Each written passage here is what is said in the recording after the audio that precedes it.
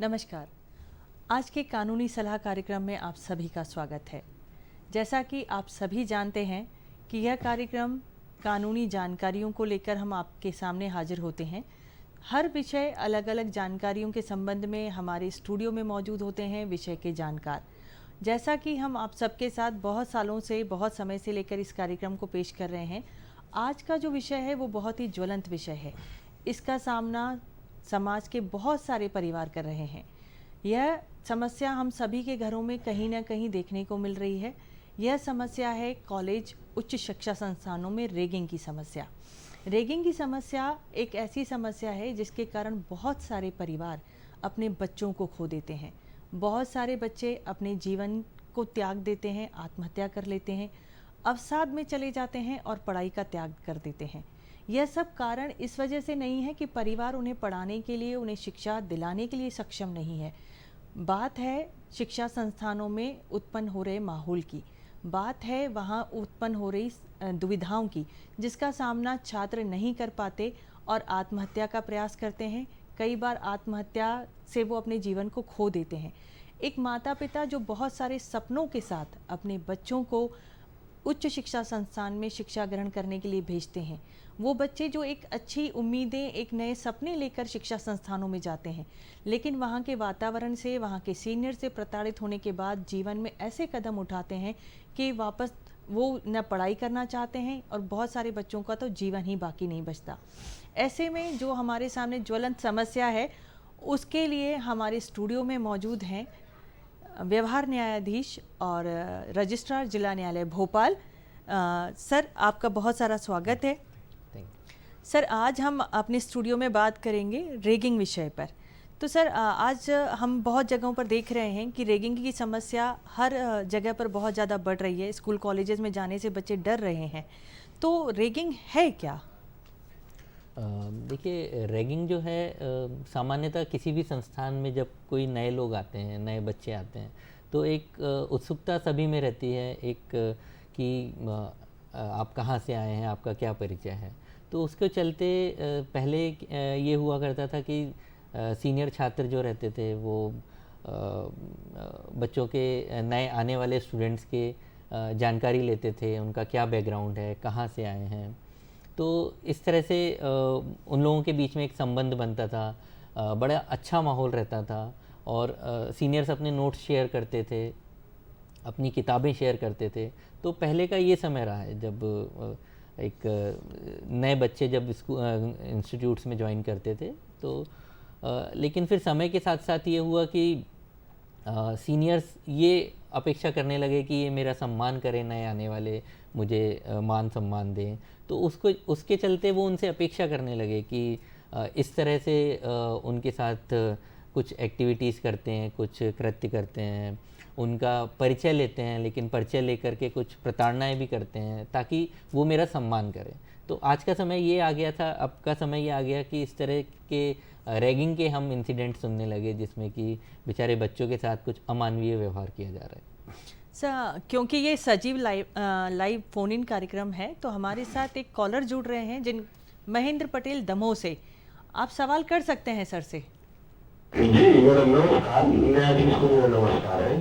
मेरा क्वेश्चन ये है कि सर, जैसे बार बार ये घटनाएं घटती हैं और जो नामची संस्थाएं उनमें भी घट जाती हैं और जागरूक होते हुए भी और ठोस कानून होते हुए भी फिर भी मतलब घटनाएं क्यों बार बार दोहराई जाती हैं? सर, इस पर थोड़ा सा प्रकाश डालें या जानकारी के अभाव में होता है, थोड़ा सा।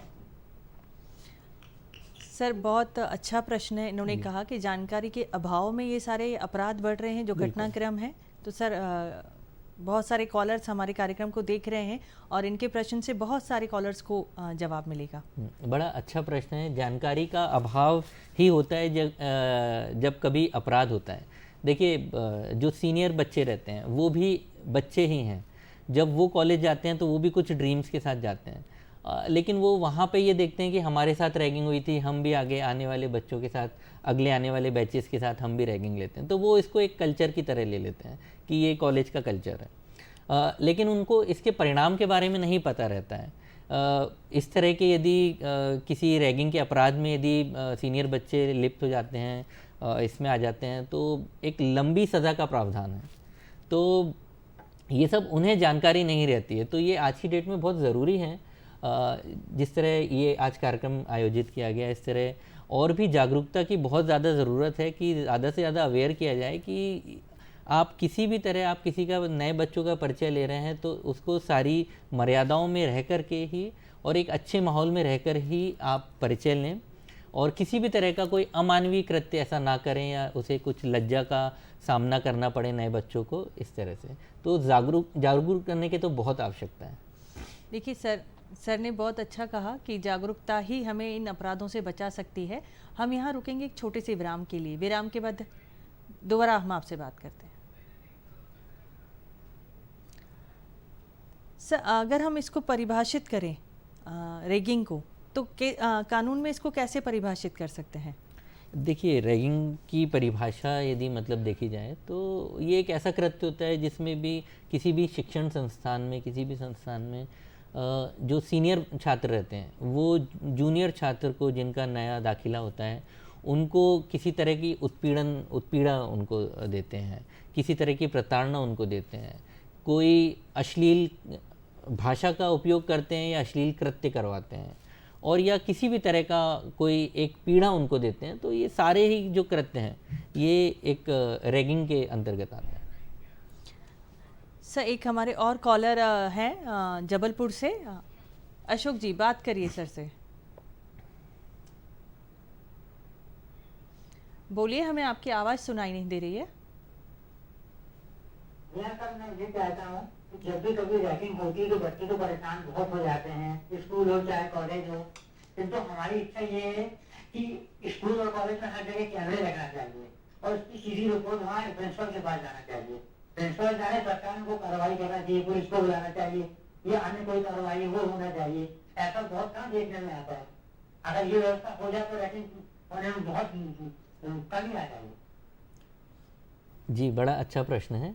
और मैं आपको बता दूं कि इस संबंध में बहुत ही डिटेल्ड में दिशा निर्देश माननीय उच्चतम न्यायालय द्वारा दिए गए हैं। इसमें कि आपको जो एक संस्थान रहता है, शिक्षण संस्थान रहता है, उसको बहुत सारे उनको कंप्लायंसेस करने रहते हैं, बहुत सारी निर्देशों का पालन करना रहता है। उनको अपने कॉलेज के स्तर पे एंटी रैगिंग कमेटी बनाने का निर्देश है। ऐसी कमेटी में जो है सब तरह के जूनियर छात्र, सीनियर छात्र, टीचर्स, प्रोफेसर्स सभी का इन्वॉल्वमेंट रहेगा, और जो बड़ा क्लोजली मॉनिटर करेगा पूरे उस समय को जब नए बच्चों का दाखिला होता है और उसके बाद आने वाले पूरे समय को, तो कोई भी रैगिंग की एक्टिविटी नहीं हो रही है। तो ये बड़ा अच्छा सुझाव है और बड़ा अच्छा आपका कंसर्न है कि वहाँ पे कैमरे ज़रूर होने चाहिए। आजकल सभी शिक्षण संस्थानों में, सामान्यतः सभी में कैमरे होते हैं, और बड़ा अच्छा रहेगा कि कैमरे के माध्यम से भी ऐसी कोई गतिविधि होती है तो वो कैप्चर हो जाए। तो कॉलेज के लेवल पे ये बहुत आवश्यक है कि सभी दिशा निर्देशों का अच्छे से पालन हो, और कॉलेज से भी एक्सपेक्टेड है कि यदि वो पालन नहीं करता है तो उनके विरुद्ध भी बड़ी कड़ी कार्रवाई किए जाने के प्रावधान है।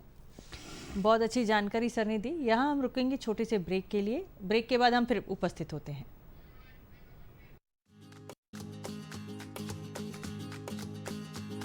उम्दा हो कर जायका, मिला हो अक्षर ढाई का, स्वादों से भरी प्लेट है, खुश फैमिली और पेट है, फिर जिंदगी तो ग्रेट है। वाह क्या टेस्ट है, वाह क्या टेस्ट है, वाह क्या टेस्ट है, वाह क्या टेस्ट है, वाह क्या टेस्ट है, वाह क्या टेस्ट है।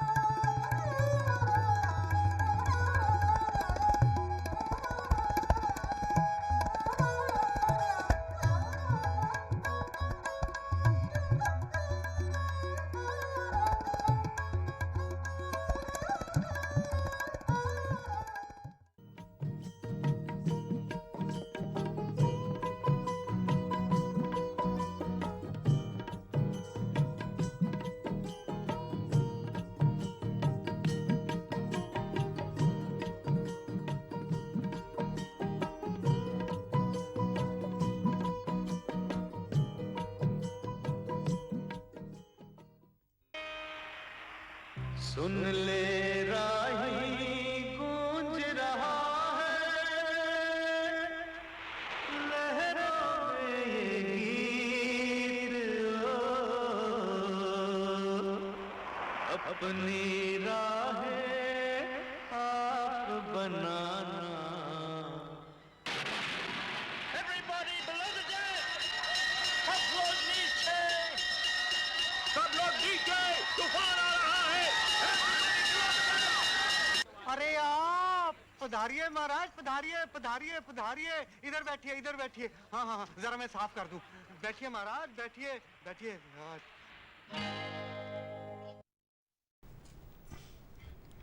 ब्रेक के बाद आपका पुनः स्वागत है कार्यक्रम कानूनी सलाह में। जैसा कि ब्रेक से पहले सर ने हमें ये बताया कि प्रत्येक विश्वविद्यालय में, उच्च शिक्षा संस्थान में क्या नियम दिशा निर्देश माननीय उच्चतम न्यायालय के द्वारा दिए गए हैं। यदि जो कमेटी का आदेश माननीय उच्च न्यायालय के निर्देशानुसार हर उच्च शिक्षा संस्थान में होना चाहिए, यदि ऐसा नहीं होता है, अगर कोई पीड़ित है, किसी रैगिंग से परेशान है और उसे यही जानकारी नहीं है कि उसके उच्च शिक्षा संस्थान में कौन सी कमेटी है, कमेटी के मेंबर कौन से हैं, उनके संपर्क सूत्र क्या हैं, ऐसी स्थिति में उस छात्र को, उस पीड़ित पक्ष को क्या करना चाहिए। हम सर से ये जानना चाहेंगे कि सर अगर ऐसा कहीं है कि जो दिशा निर्देशों का पालन कुछ विश्वविद्यालय, उच्च शिक्षा संस्थान नहीं कर रहे हैं और स्टूडेंट्स को इस संबंध में कमेटी के बारे में कोई जानकारी नहीं है, उस स्थिति में छात्र क्या कर सकते हैं? देखिए, सरकार ने जो है इस संबंध में एक हेल्पलाइन जारी की हुई है। एक हेल्पलाइन है, आप हेल्पलाइन में संपर्क कर सकते हैं। उनका एक टोल फ्री नंबर है 1800-180-5522। ये इनका एक टोल फ्री नंबर दर्शक, हमारा ये नंबर जो टोल फ्री नंबर है, जो रैगिंग के संबंध में आपको शिकायत दे सकते हैं, वो हमारी स्क्रीन पर आप देख सकते हैं।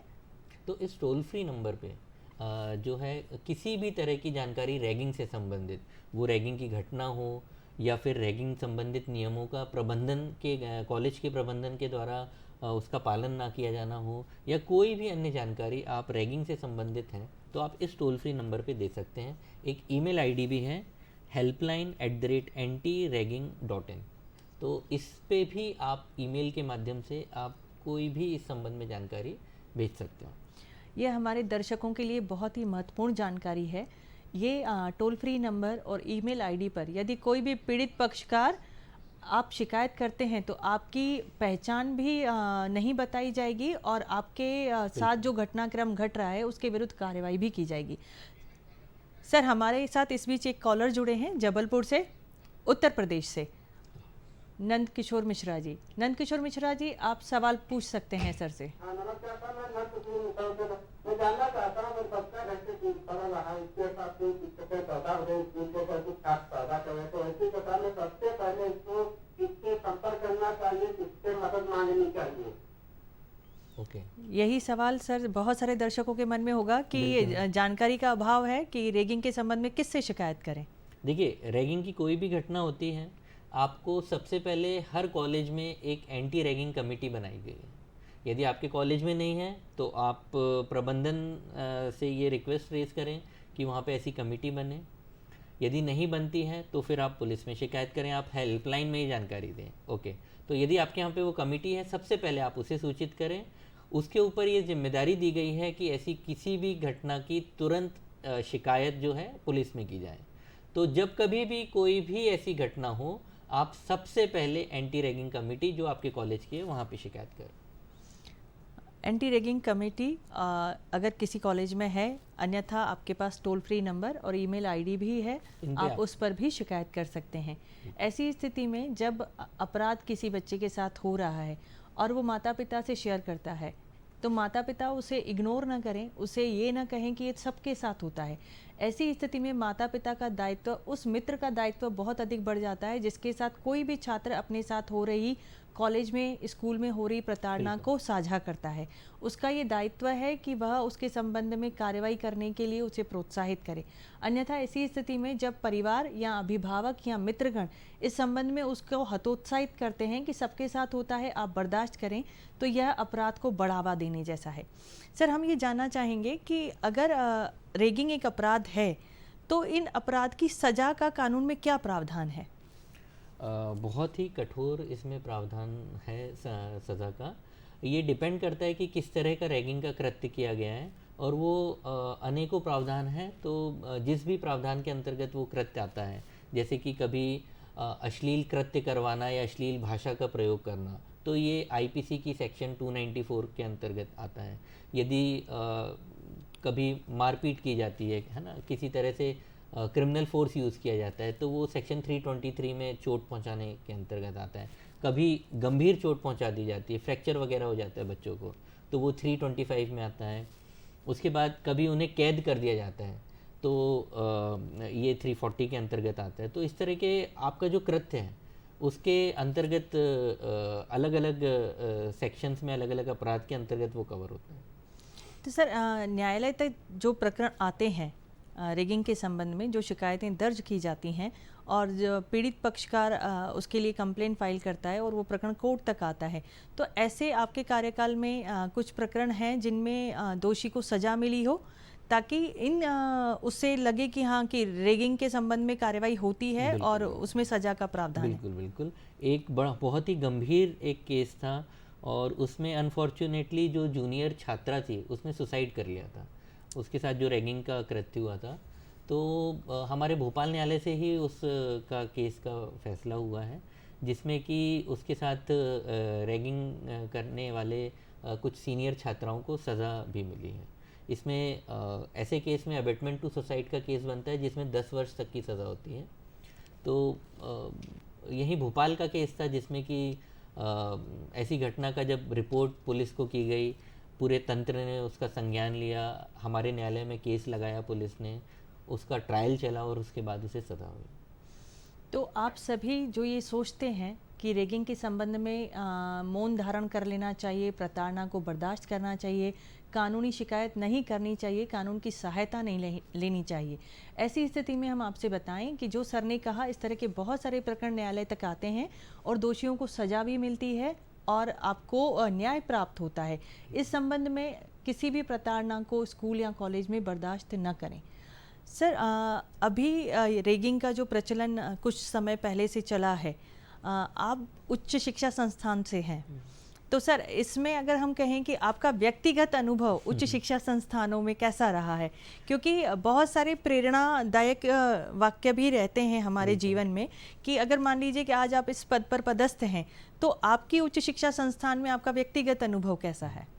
मैं बताऊंगा इस मामले में मैं बड़ा फॉर्चुनेट रहा हूँ। मैं NLIU भोपाल से मैंने लॉ किया, तो हमारे कॉलेज में हम लोग भी जिस एडमिशन के पहले हम लोग को ये लगता था कि कॉलेज में रैगिंग होगी, उसके लिए हम लोगों को डर सा लगता था।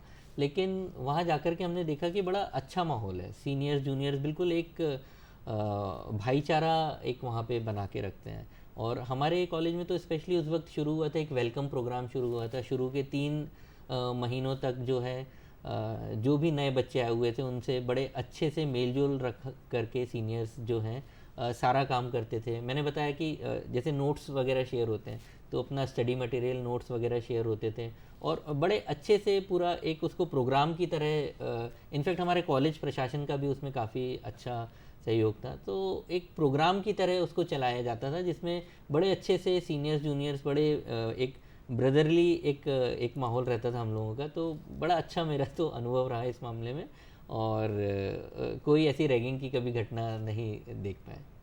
और फिर ये होता है ना कि जैसा हमें मिलता है वैसा ही हम आगे पास ऑन करते हैं, तो इसी तरह फिर हमने आगे उसे पास ऑन किया। हमारे जो जूनियर्स आते थे उनके साथ भी यही प्रोग्राम कंटिन्यू होता था। तो इस तरह का मेरा अनुभव रहा। यही है कि अगर हम किसी से सम्मान प्राप्त करना चाहते हैं और हम चाहते हैं कि किसी से हमारा अच्छा व्यवहार हो, तो उसके लिए उस पर दबाव बनाकर हम सम्मान प्राप्त नहीं कर सकते। सम्मान हृदय से होता है, और यही सारी चीज़ें हैं कि अगर सीनियर्स जो नए जूनियर छात्र आते हैं उनसे सम्मान प्राप्त करना चाहते हैं, तो वो दबाव और मारपीट और प्रताड़ना से प्राप्त नहीं किया जा सकता। उसके लिए आपका सहज सरल स्वभाव ही उनको आपका आदर करने के लिए प्रेरित कर सकता है। सर, इस संबंध में अगर बहुत सारे विश्वविद्यालय, बहुत सारे कॉलेजेस, बहुत सारे उच्च शिक्षा संस्थान ऐसे हैं जहाँ पर इन दिशा निर्देशों का पालन नहीं हो रहा है, इस वजह से अभी अगर हम देखें वर्तमान में बहुत सारे बच्चों के साथ इस तरह की घटनाएं हो रही हैं और आत्महत्या की घटनाएं भी हमारे सामने आ रही हैं, तो ऐसे उच्च शिक्षा संस्थानों के विरुद्ध क्या कार्रवाई हो सकती है? देखिए, सबसे पहले तो उन पे ये दायित्व रखा गया है कि उन्हें कंप्लायंसेस करना है। जब कंप्लायंसेस नहीं होते हैं तो बड़ी ही कड़ी कार्रवाई होती है। उनका जो एक जो परमिशन रहता है, ग्रांट रहता है, वो ही रद्द कर दिया जाता है। तो बहुत ही कठोर इसमें प्रावधान है। उसके बाद जो प्रबंधन रहता है उसके खिलाफ भी स्ट्रिक्ट कार्रवाई होती है। इनफैक्ट ये एक अबेटमेंट टू ऑफेंस की श्रेणी में आता है। तो आप ऑफेंस करने के लिए अबेटमेंट कर रहे हो तो आप भी इक्वली उसमें आप भी इम्प्लीड किए जाते हैं। तो संस्थान जो है उसे भी बहुत ज़रूरी है उसके लिए इंश्योर करना कि उसके द्वारा सभी दिशा निर्देशों का पालन हो रहा है।